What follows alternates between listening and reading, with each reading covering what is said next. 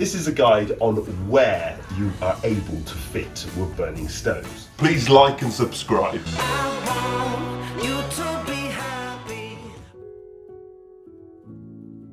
Now, obviously the most common place is in a normal fireplace. This is a Victorian cast iron fireplace, and obviously there'll be lots of smaller, sort of particularly more modern houses where they've got fireplaces that are this sort of size. Now, as a general rule, with all of this sort of thing, they can generally be opened up and knocked out, and you've got two choices. Either you try and fit something very small into the opening, or you start breaking it out and fitting something larger into an open fireplace. And then you'll see an opening, something like this picture.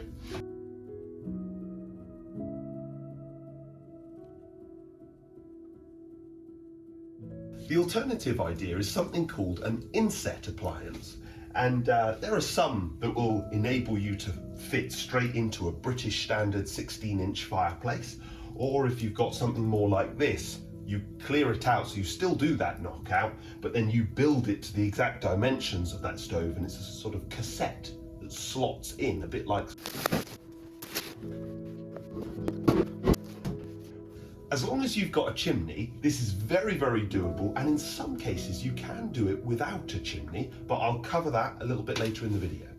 If you can't get the size stove that you want into your fireplace, then you could block the fireplace entirely and then freestand something and have the flue go into the chimney further up.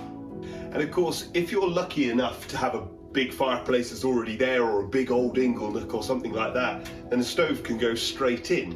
People sometimes ask the question, yeah, but what about my chimney? Is it okay? The truth is, if you've got an old house, yes, your chimney's going to be okay. It probably needs lining, but other than that, you'll be able to have a wood burning stove. With some more modern properties, there are such things as class 2 chimneys, which often look a little bit like this, like a letterbox, so it doesn't look like a normal chimney. That is only can only have gas fitted in it. And if you look up your chimney and it's like thermalite blocks, then same is true, it's only for gas. But if you've got a traditional masonry chimney that's brick or stone, it's going to work. It'll need lining, but it will be fine.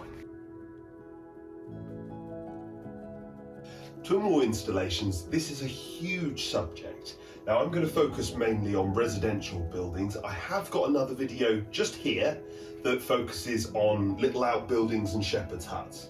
The first thing to consider is where in my potential room would I like to have it. We've got to think about things like curtains. We can't be anywhere near them. If the window were to be open, they flap towards the flue, obviously we've got a problem. So that corner's out straight away. We've got some cabinetry here and whatever, so obviously that's out. We've got some light fixtures and probably don't want to disrupt that either. And we've got a power socket down here. So that leaves essentially centrally, moving this picture. We've then got to think about the fact that we're going to have a hearth that is 33 inches square or 840 mils square. That's the minimum size, so bigger stoves will need bigger. We've got to think, what's this made of? Now, I would guess, given the sound of that, it's probably dot and dab plasterboard. I don't believe this is a timber frame house. So we've got to think about combustibility in behind the stove. And then we've got to think, well, where are the joists running? Are they running this way or front to back? And will we be able to sort of line up with them? And so we'll check that. So we're not going to peel up this carpet because it's only just been laid, but we're obviously on the flat wall from downstairs. So if we peel up the carpet, we're going to be able to see the nails or the screws that are holding down the floorboards. That's going to tell us not only which direction the joists are running, but it's also going to tell us the gap between them. So we can make sure that we've got exactly the right position. We can measure off the inside wall, measure off the inside wall downstairs, and we can make sure that we're getting things exactly right and that we're happy with roughly where they're going to go. And of course, the next thing is going up through the loft as well. We want to try and minimize bends in the system, because bends in the system will slow draw. And if you can imagine two separate bends, that's one offset. You're only allowed two offsets in the whole system. So you really don't have too many options. And the total distance running at 45 degrees should, in an ideal world, be no more than 20% of the whole system. So if your chimney's 5 meters long, no more than a meter running at 45 degrees. The next thing is, where the flue goes up through this building, it actually has to be boxed in. Now, most flues have a 5-inch internal diameter. With the insulation for these insulated flues, it's a 7-inch diameter. And they normally require somewhere between 50 and 70 mil distance from combustibles. So you have to box it in this room going up through the house, but you've got to make sure that you've ticked all of those boxes, and that will leave quite a big obstruction in this little bedroom. So what you might be thinking is, oh, okay, well, I'm going to put in a built-in wardrobe here, and I'm going to conceal the flue within that, just because it then doesn't just disrupt the room, it's a useful space. Or you might think, well, actually now I'm favouring the corner because it's going to be less of an obstruction to the room. But all of those things have got to be thought about, because boxing in is something you have to do to comply with building regs. Finally, we've got the loft. Now, in here we can see that we've got gaps between the rafters. Let's say the flue is going to come up between these two rafters. Well, we've got a nice big gap, and there'll be no obstruction generally in between these. You've just got the joists running the same as the rafters across this way. So here's our two joists with a nice big gap, probably close to ½ meter there, so loads of space to get a flue through.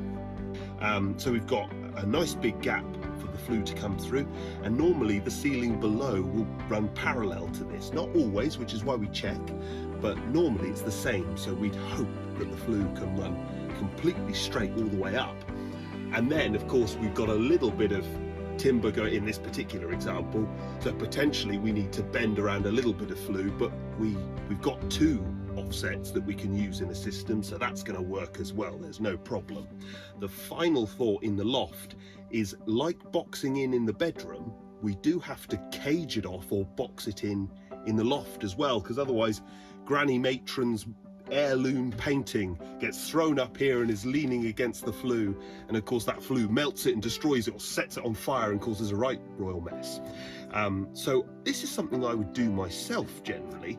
I would get a bit of chicken wire and just cover this section off with chicken wire, and the same back here and the same back here and same on this side, and effectively, yes, I've created a gigantic cage, but it doesn't matter. I'm just holding everything else in this room, like all the Christmas decorations and whatever else. I've got to keep all of that away from that flue.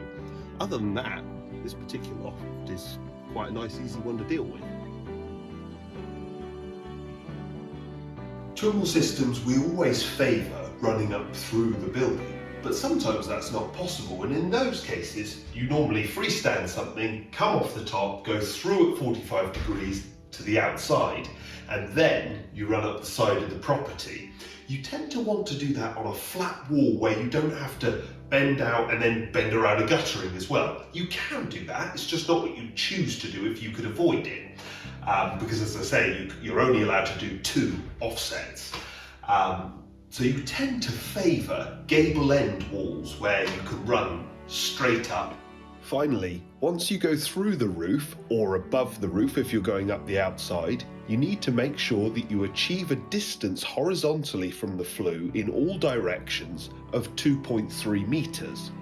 If there's an obstruction within that, you've got to keep on going up until you achieve that 2.3 metre gap. If the obstruction was something like a window or a skylight, you then have to actually go a metre above the top of that window to ensure that none of the smoke can get drawn back into that window.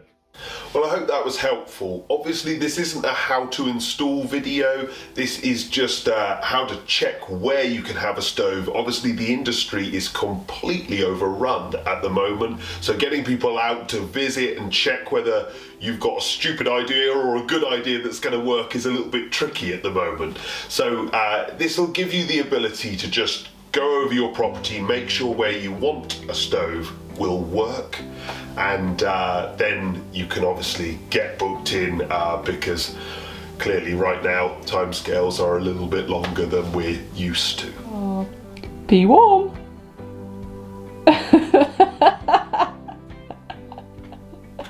That's not the best.